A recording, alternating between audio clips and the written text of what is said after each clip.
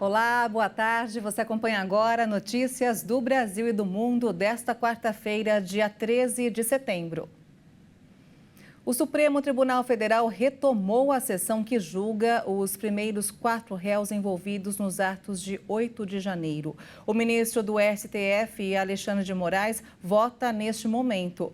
Os acusados de tentar um golpe de Estado e também de cometer outros crimes. Cada um deles será julgado separadamente. Ao todo, mais de 1.300 pessoas foram denunciadas pela Procuradoria-Geral da República.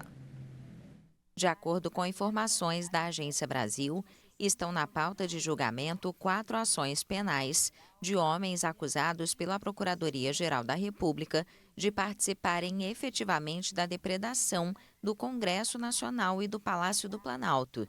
Os réus respondem pelos crimes de tentativa de abolição violenta do Estado Democrático de Direito e de golpe de Estado, associação criminosa armada e dano contra o patrimônio público com o uso de substância inflamável. Somadas, as penas podem chegar a 30 anos de prisão. O julgamento dos réus será feito individualmente.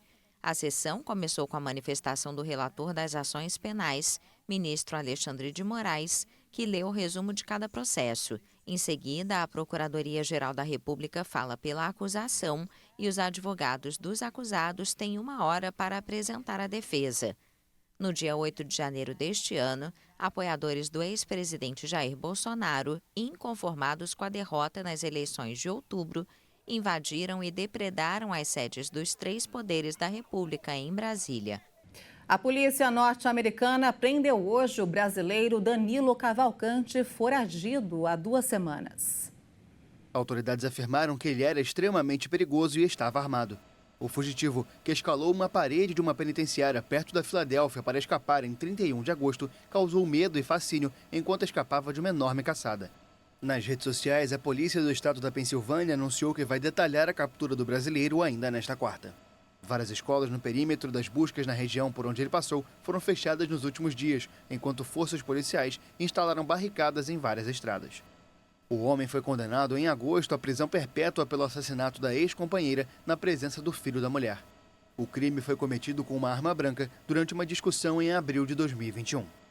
O presidente Lula anunciou a liberação de R$1 bilhão em empréstimos do BNDES para vítimas das chuvas no sul do país. Em reunião com ministros, foram discutidas formas de auxílio para áreas afetadas pelas tempestades.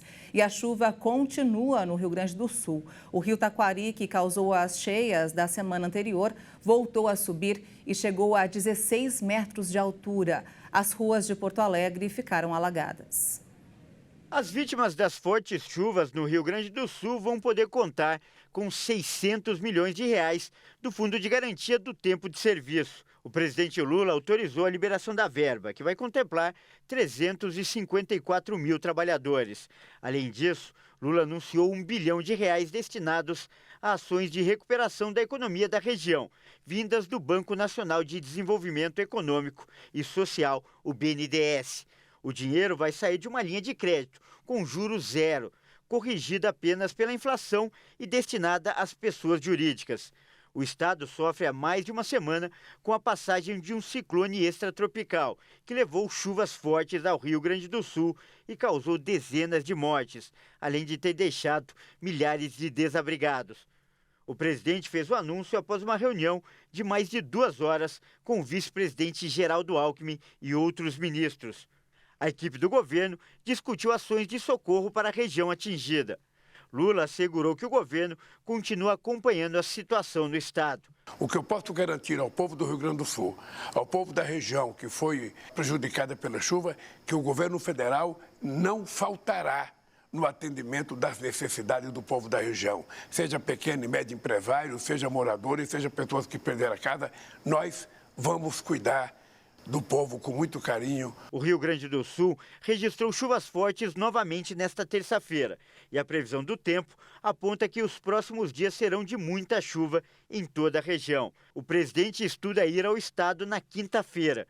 No último domingo, o vice-presidente Geraldo Alckmin esteve pessoalmente no Rio Grande do Sul, quando ocupava interinamente a presidência da República em virtude da viagem de Lula à Índia.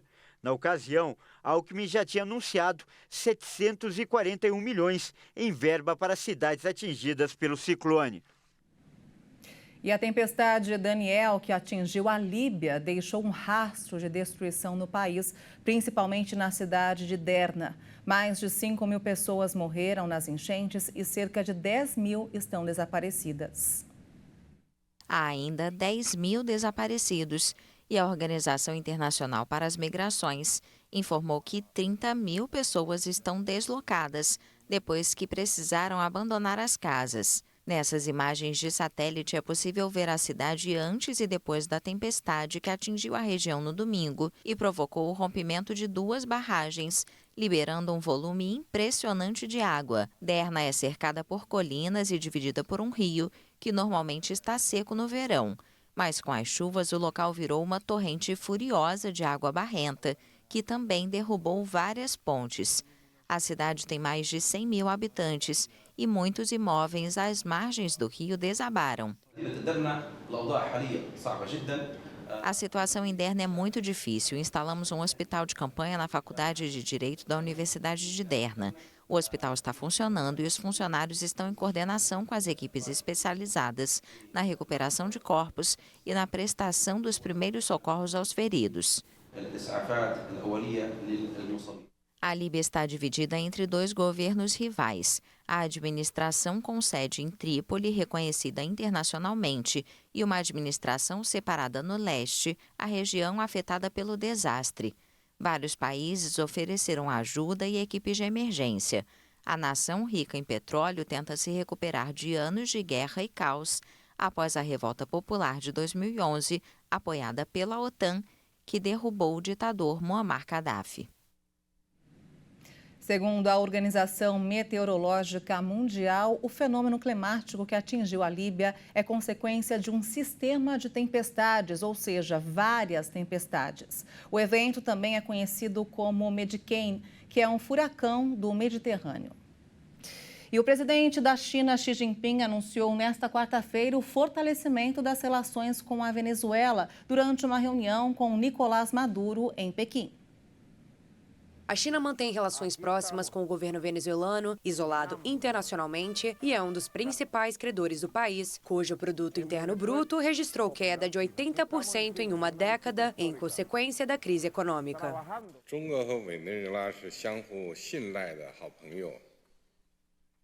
China e Venezuela são bons amigos com confiança mútua e bons parceiros para o desenvolvimento comum. A China sempre viu o desenvolvimento das relações com a Venezuela sob uma perspectiva estratégica de alto nível e longo prazo. Sempre vamos apoiar os esforços da Venezuela para proteger a soberania nacional, a dignidade e a estabilidade social. Apoiamos a justa causa venezuelana em oposição à interferência estrangeira.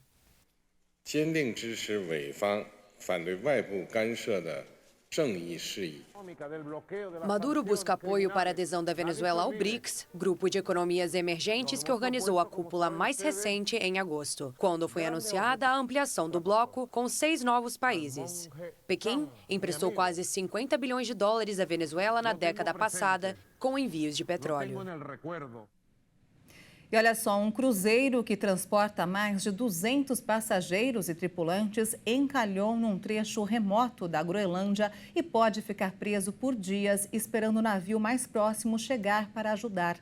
O navio Ocean Explorer, operado pela Aurora Expeditions, teve problemas na segunda-feira em Alpejord, um trecho acidentado no Parque Nacional Nordeste da Groenlândia, e não conseguiu se libertar, de acordo com o Comando Conjunto do Ártico da Dinamarca. Segundo o governo da Groenlândia, a Autoridade Marítima Dinamarquesa e o Conselho Dinamarquês de Investigação de Acidentes foram informados do incidente e um navio de resgate só deve chegar ao cruzeiro na sexta-feira, dependendo aí do clima no oceano. E essa edição fica por aqui. Você acompanha outras informações logo mais às 5 da tarde com Beatriz do Vale. E eu volto no Jornal das 18h30 ao lado de Juliana Dariva. Até lá.